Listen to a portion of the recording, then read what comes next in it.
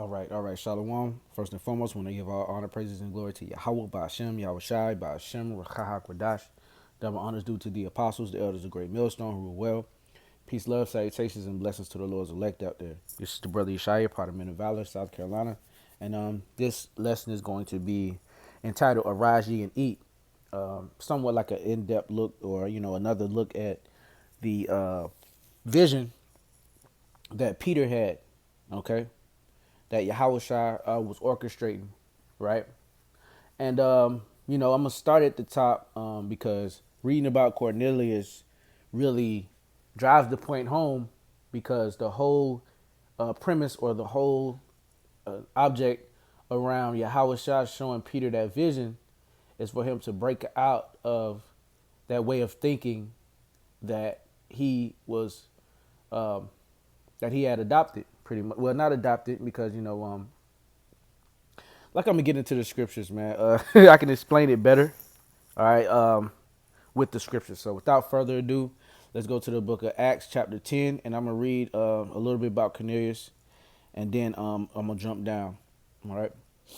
Acts 10 and 1. There was a certain man in Caesarea called Cornelius, a centurion of the band called the Italian band. So he lived in Rome.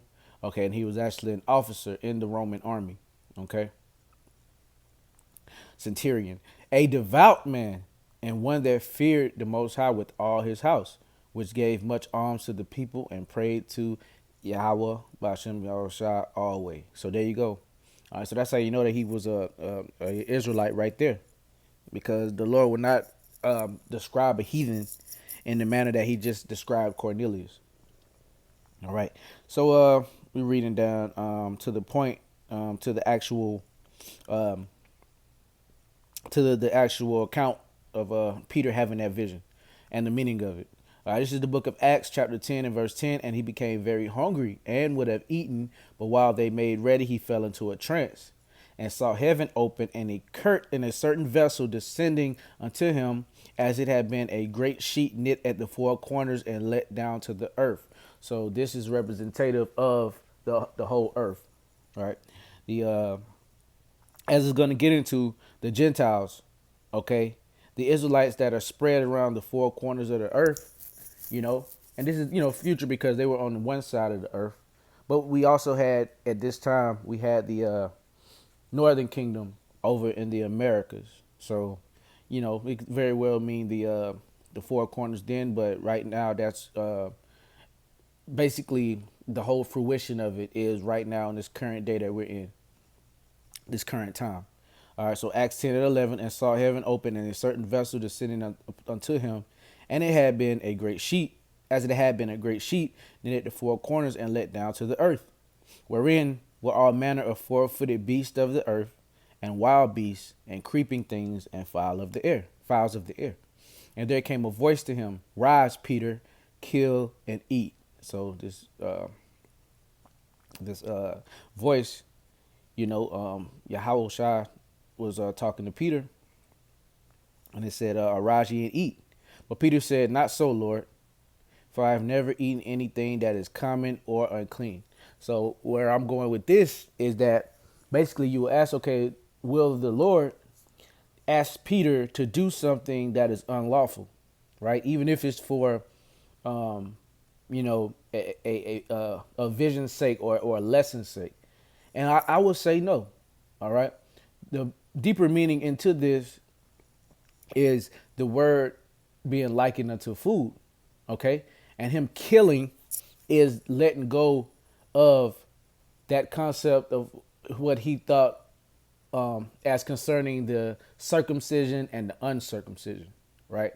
Because back then you had certain Jews, okay, that were uh, raised in the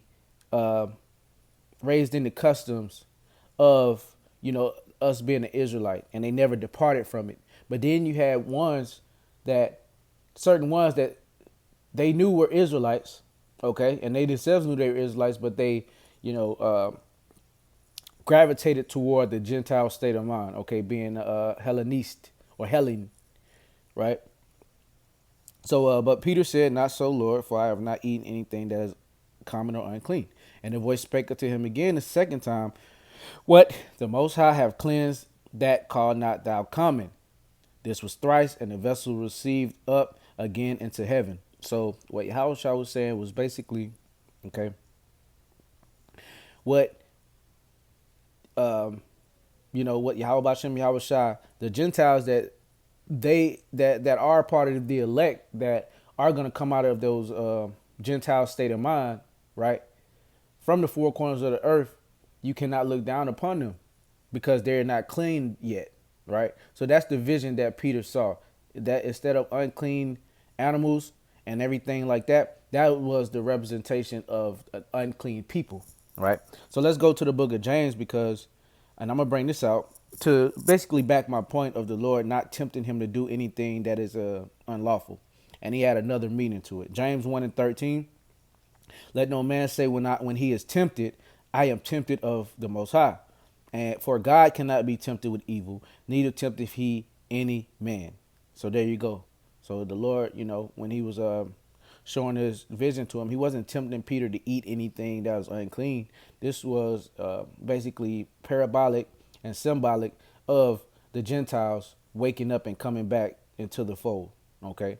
So, and to back my point once again about this word being likened unto food, we can go to the book of Ezekiel chapter 3 and verse 1. Moreover, he said unto me, Son of man, eat that thou findest. Eat this roll and go speak unto the house of Israel. So I opened my mouth, and he caused me to eat that roll. And he said unto me, Son of man, cause thy belly to eat, and fill thy bowels with this roll that I give thee. Then did I eat it, and it was in my mouth as honey for sweetness. So there you go. All right. And he said unto me, Son of man, go get thee into the house of Israel, speak with my words unto them. So this word is likened unto what? Bread, right? Food. Okay. 1 Corinthians chapter 11.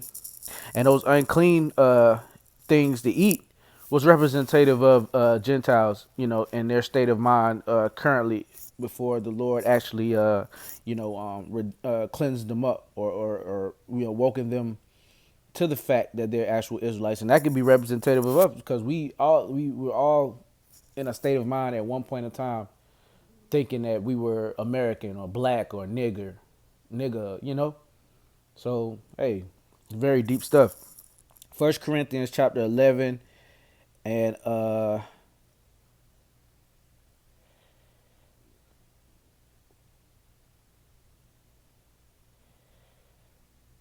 me see.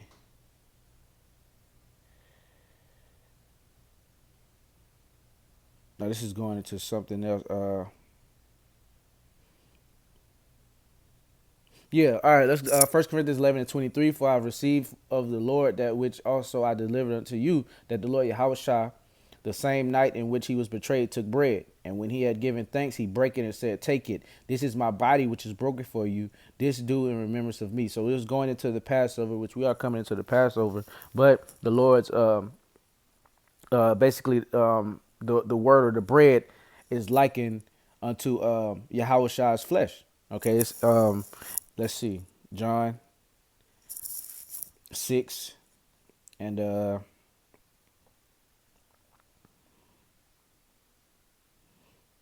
48.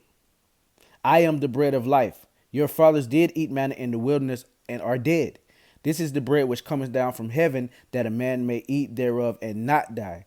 I am the living bread which came down from heaven. If any man eat of this bread, he shall live forever.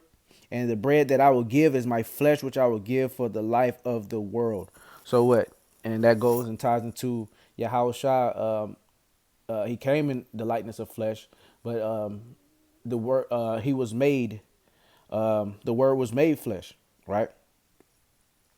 So this embodies Yahushua. John 1 and 1, in the beginning was the Word, and the Word was with God, and the Word was the power. The same was the beginning with the Most High. All things were made by him, and nothing made that was made. In him was life, and the life was the light of men. All right. Yeah. So there you go. The Word was made flesh. All right. Symbolizing and representing Yahushua. So going to the book of Habakkuk,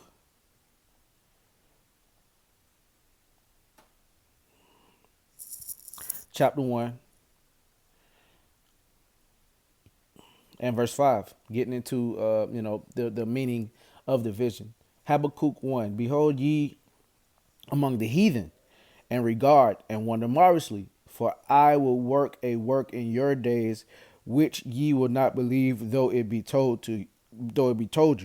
So going back to Peter's vision, okay, the Lord said that he was work a work in these days, okay, in those days, right, where the whole thing of un the uncircumcision and the circumcision, which the circumcision was the Jews that held the customs, of our forefathers, the law, statutes, and commandments, and everything like that, the dietary laws, okay, the being circumcised on the eighth day, things that we were given from the beginning.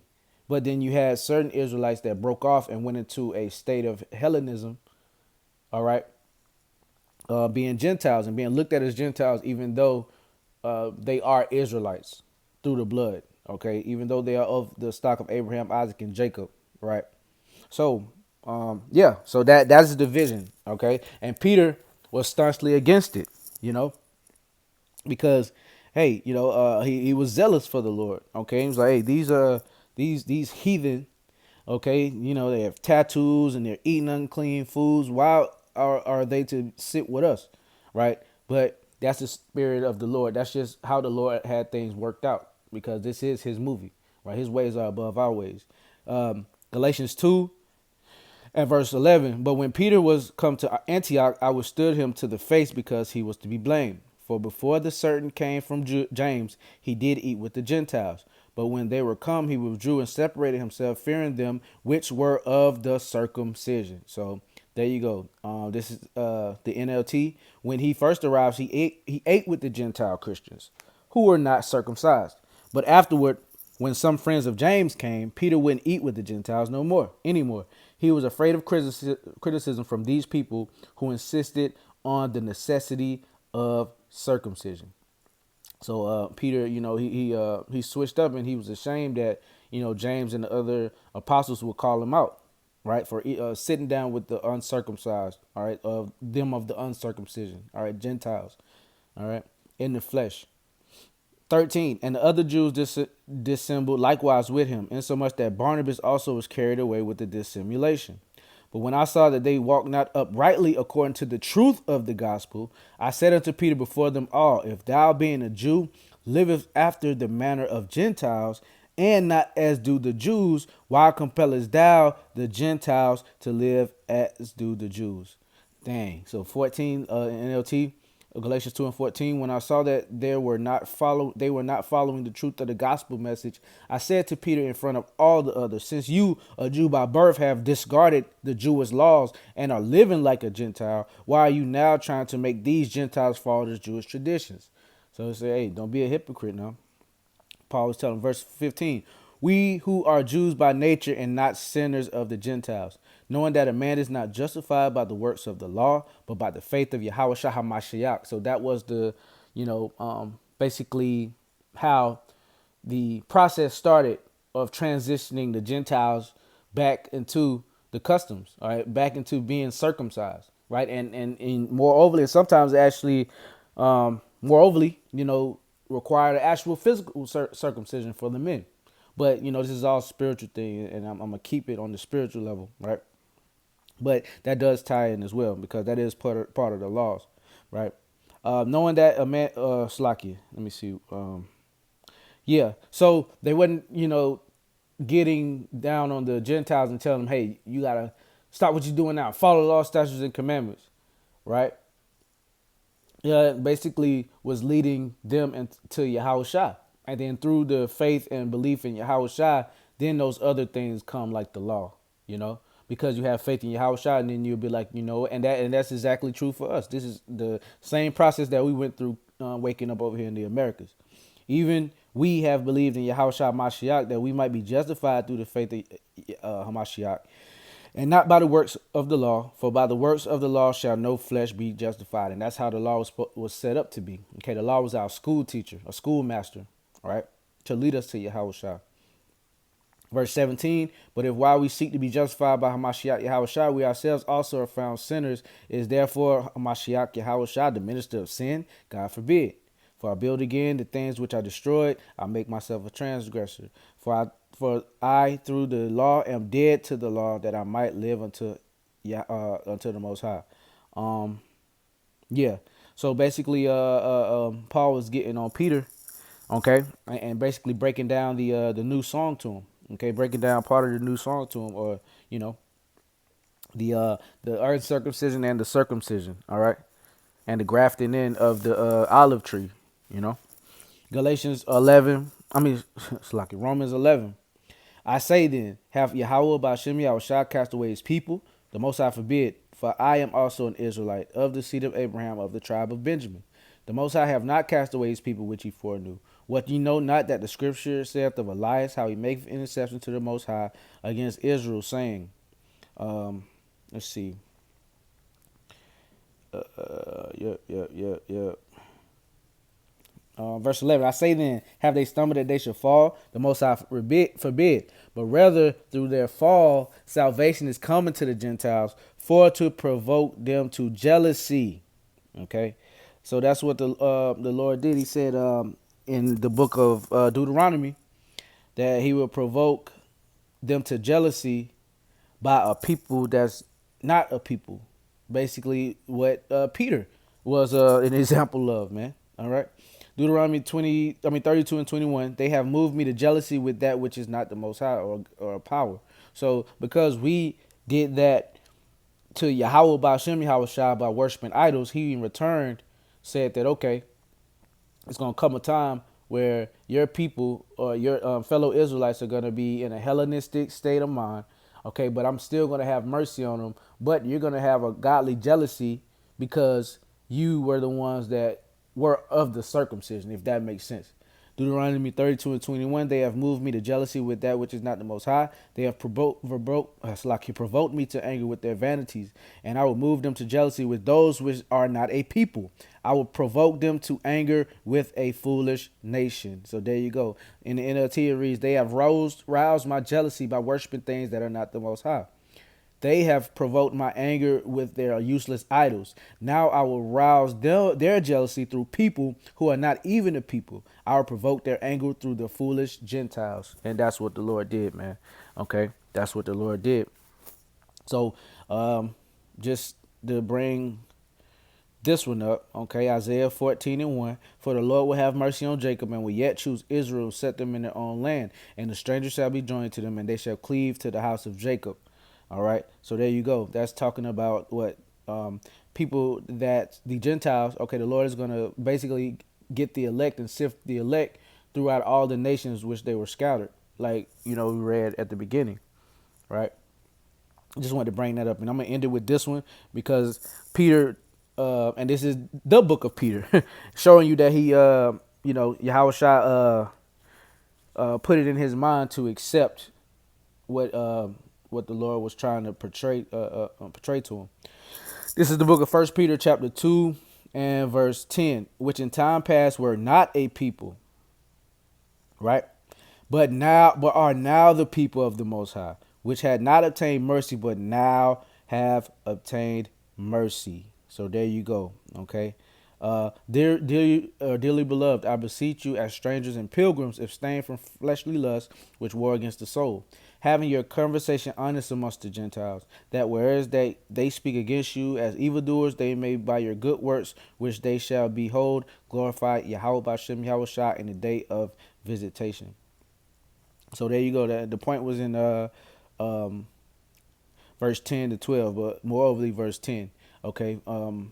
NLT, 1 Peter 2 and 10, once you had no identity as a people, now you are the Most High's people. Once you receive no mercy, now you have received Yahweh Bashem, Yahushua's mercy. So that's Peter coming to the full understanding of the vision that he had of the that blanket, or that vessel knitted at the four corners, which represents, us being Gentiles spread out in the four corners of the earth, the diaspora.